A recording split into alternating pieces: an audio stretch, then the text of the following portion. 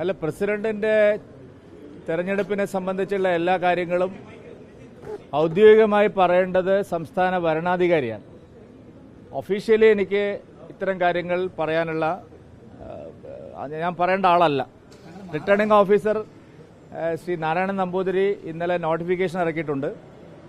ഇന്ന് 2 മണിക്കും 3 മണിക്കും ഇടയിൽ നാമനിർദ്ദേശ പത്രികകൾ സ്വീകരിക്കും. 4 മണിക്ക് സ്ക്രൂട്ടിനിയാണ്. നാളെയാണ് ഒഫീഷ്യലായിട്ടുള്ള സംസ്ഥാന അധ്യക്ഷന്റെ പ്രഖ്യാപനവും മറ്റും നടക്കുന്നത്. നാളെ വിപുലമായിട്ടുള്ള സംസ്ഥാന പ്രതിനിധി സമ്മേളനം വിളിച്ചിട്ടുണ്ട്. ഭാരതീയ ജനതാ പാർട്ടി മാത്രമാണ് ഇത്തരത്തിൽ സമയാസമയങ്ങളിൽ കൃത്യമായ ഇടവേളകളിൽ പാർട്ടിയുടെ ബൂത്ത് തലം മുതൽ അഖിലേന്ത്യാ തലം വരെയുള്ള പുനഃസംഘടന പൂർത്തിയാക്കുന്നത്.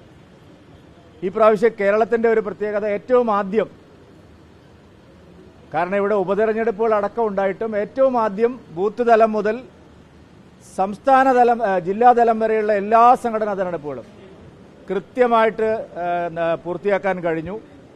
മാത്രമല്ല 14 ജില്ലകളുടെ എണ്ണം 30 വർദ്ധിപ്പിച്ചിട്ടും വളരെ സുഗമമായി ജനാധിപത്യപരമായി എല്ലാവരോടും ആശയവിനിമയം നടത്തി ജില്ലാതലം വരെയുള്ള സംഘടനാ തെരഞ്ഞെടുപ്പുകൾ പൂർത്തിയാക്കി. ഇനി ഒരെണ്ണം മാത്രമാണ് അവശേഷിക്കുന്നത്, സംസ്ഥാന അധ്യക്ഷന്റെ തെരഞ്ഞെടുപ്പ്. അത് നാളെ ഉച്ചയോടുകൂടി അതിനും പരിസമാപ്തിയാവും.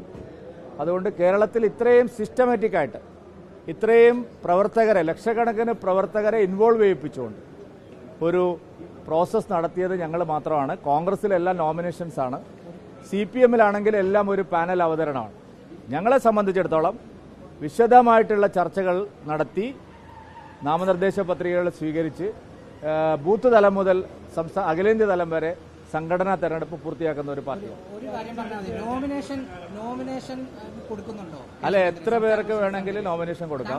ഞങ്ങളെ പാർട്ടിക്കകത്ത് പ്രസിഡന്റിനെയും 30 നാഷണൽ കൌൺസിൽ അംഗങ്ങളെയും തെരഞ്ഞെടുക്കാനുള്ള സംഘടനാ തെരഞ്ഞെടുപ്പിന്റെ പ്രോസസ്സാണ്. അതിൽ ഇടപെടാൻ എനിക്ക് അവകാശമില്ല.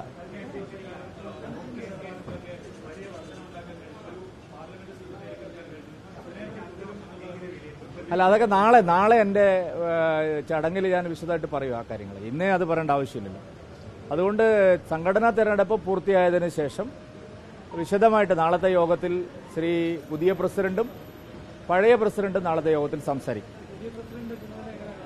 അല്ല, ഞങ്ങളെ സംബന്ധിച്ച് ഞാൻ പറഞ്ഞല്ലോ, കൃത്യമായ ഇടവേളകളിൽ ഞാൻ തന്നെ പുതിയ പ്രസിഡന്റായത് സംഘടനാ തെരഞ്ഞെടുപ്പിലൂടെ ഈ 5 വർഷത്തെ മാറുന്നതിലൂടെയാണല്ലോ.